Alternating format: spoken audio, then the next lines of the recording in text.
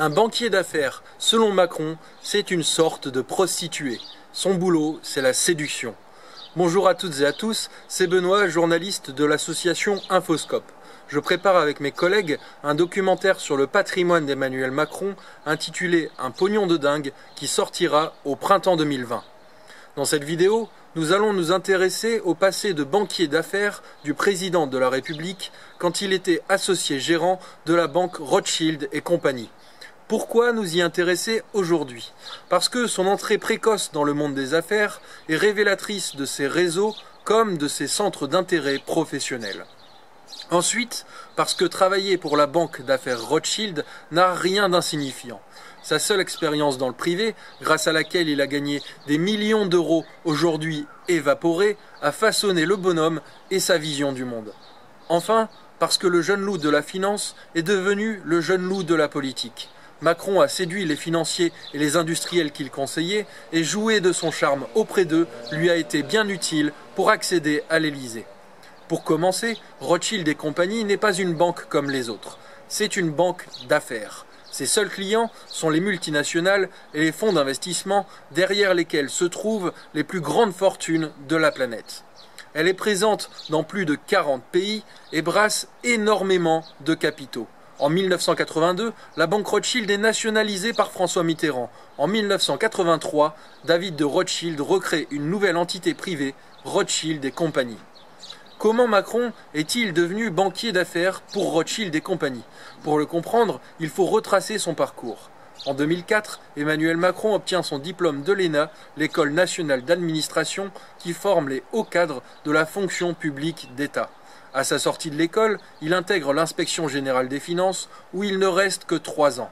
En mai 2007, Nicolas Sarkozy est élu président de la République et commande auprès de Jacques Attali un rapport pour relancer la croissance en France.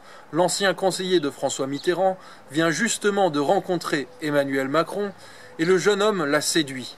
Il l'intègre dans son groupe chargé d'élaborer le rapport, la commission Attali, qui commence ses travaux en juin et rend son rapport aux conclusions ultralibérales en janvier 2008. Convaincu par l'expérience forte de ses collègues de la commission, Emmanuel Macron veut désormais travailler dans le privé. N'ayant ni vocation ni l'envie de m'engager dans l'industrie ou une structure particulière, je me suis orienté vers la finance. Celle-ci me paraissait plus libre et entrepreneuriale que d'autres secteurs, déclare-t-il en avril 2010 au journal de Sciences Po. Jacques Attali recommande son nouvel ami à François Henrot, le bras droit de David de Rothschild. La rencontre avec le grand patron a lieu au printemps 2008 et Rothschild est sous le charme dès le premier échange. Le 1er septembre 2008, Emmanuel Macron devient donc banquier d'affaires au grade de gérant chez Rothschild et compagnie. Ainsi franchit-il le seuil de ce lieu prestigieux dont ni le nom ni l'emblème ne figurent sur l'ensemble des bâtiments cossus et fonctionnels de la plaine Monceau, écrira Caroline Pigozzi dans Paris Match. La suite est moins glamour. 10 jours plus tard, Lehman Brothers, banque d'affaires états-unienne proche de Rothschild et compagnie, fait faillite. Les semaines qui suivent, un krach boursier mondial plonge le monde bancaire dans la déstabilisation et le déséquilibre, et finalement le monde bancaire voit ses pertes payées par les États au prix d'une dette publique abyssale. Être banquier d'affaires après Lehman Brothers n'est pas tout à fait la même chose qu'avant, déclare Macron en 2010, non sans regret. Emmanuel Macron gagne néanmoins très bien sa vie, d'autant qu'il gravit les échelons. Il devient en décembre 2010 le plus jeune associé gérant de Rothschild et compagnie. Son salaire fixe est de 137 000 euros en 2009, 356 000 euros en 2010, puis 400 000 euros en 2011, sans compter les bonus. Le job de Macron chez Rothschild, c'est la fusion-acquisition, la FUSAC dans le jargon de la finance. Rémi Noyon, qui détaille dans l'Obs la vie de banquier d'Emmanuel Macron dans un article publié le 28 août 2014, précise « Dans la banque, la FUSAC est considérée comme la voie royale des affaires. C'est de la haute voltige. Le but, dégager de nouveaux horizons et conclure des deals. Dans le jargon, on parle d'exécution et ce n'est pas anodin. Vendre une filiale, fusionner avec une entreprise. Quand des emplois sont en jeu, on appelle ça des doublons. Au quotidien, le banquier Macron conseille ainsi les multinationales dans leur stratégie d'expansion. Ils négocient en leur nom quand il s'agit pour elles d'acheter une filiale concurrente ou de fusionner pour conquérir de nouveaux marchés ou se débarrasser d'un secteur encombrant. Et quand il y a des centaines, voire des milliers d'emplois en jeu, ils ne sont jamais la priorité, ce ne sont que des doublons. Dans cet exercice, Emmanuel Macron excelle. Il s'occupe de Prestalis, de Sophie Protéol ou encore de la reprise d'une branche de Siemens par Atos pour 850 millions d'euros le 15 décembre 2010, un deal qui vaut à Macron d'être catapulté à ceci gérant. Une partie de son temps est dédiée à l'influence, rapporte Rémi Noyon. Ainsi, il conseille bénévolement la Société des rédacteurs du Monde lorsque le trio Berger, Niel et Pigasse s'apprête à reprendre le quotidien fin 2010. Macron est alors soupçonné de favoriser Prisa, un groupe espagnol qu'il conseillera un an plus tard lors d'une restructuration financière. Prisa parvient à devenir l'un des principaux actionnaires du monde, un travail d'influence pas tout à fait bénévole donc.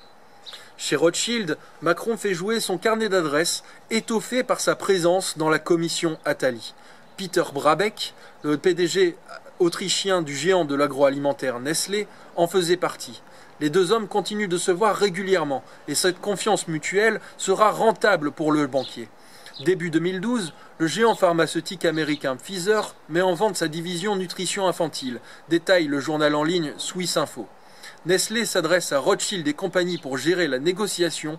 Un petit exploit pour Macron, le groupe suisse n'avait jamais été client de Rothschild. Dans cette affaire, rien n'est joué. En face, la banque Lazare, concurrente directe de Rothschild, conseille Danone, favorite de la course.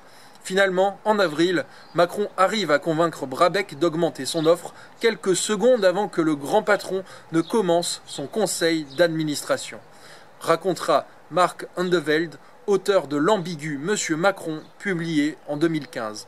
Le deal est scellé pour 11,9 milliards de dollars, soit 9 milliards d'euros dont il a touché une partie, personne ne sait combien, écrit Daniel Schneiderman le 27 août 2014.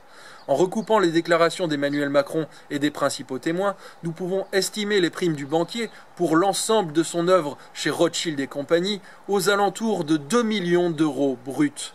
Avec le bonus de l'affaire Nestlé, Macron a gagné, selon ses propres mots à l'époque, assez pour être à l'abri du besoin jusqu'à la fin de ses jours.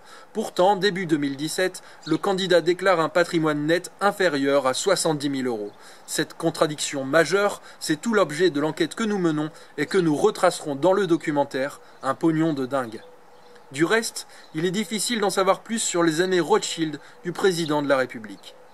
Macron s'est-il un jour planté? Quelles sont les autres sociétés pour lesquelles il a travaillé? Se demande Rémi Noyon. Chez Rothschild, où consigne a été donnée de ne pas bavarder, on répond aux journalistes « le secret, c'est le secret ». Comprendre le secret du métier de banquier, c'est le secret des affaires. Et on ne bavarde pas.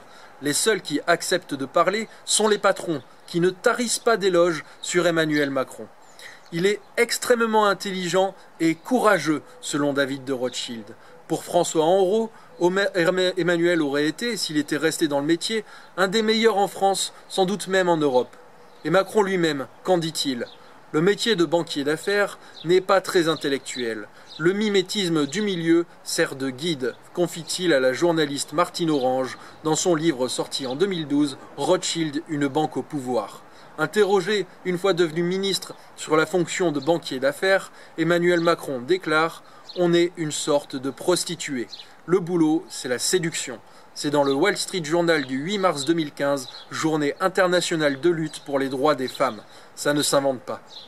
Pour conclure, l'expérience de Macron chez Rothschild et compagnie, qui se conclut en mai 2012 quand il intègre le cabinet de François Hollande, lui aura été bien utile pour sa carrière politique. En avril 2016, il crée son mouvement En Marche et le journaliste Édouard Lamort raconte à ce moment « Le jeune loup socialiste prévoit de passer à la vitesse supérieure en dînant avec des banquiers et des chefs d'entreprise à l'invitation d'un cadre de Goldman Sachs afin de lever des fonds. » Emmanuel Macron a rapporté beaucoup d'argent à ses clients et patrons qui lui en ont rendu une partie pour qu'il accède à la magistrature suprême. C'est ainsi qu'il est devenu le président des riches. Pour davantage d'informations, d'articles, de vidéos et d'enquêtes sur Emmanuel Macron, Rendez-vous sur les réseaux sociaux pour suivre notre page Un pognon de dingue. Notre documentaire est 100% indépendant et autofinancé, c'est pourquoi nous comptons sur vous pour le faire connaître. Bonne journée à toutes et à tous, profitez de vos vacances, bon courage à ceux qui travaillent, à la prochaine. On met un pognon de dingue dans des minima sociaux, les gens ils sont quand même pauvres.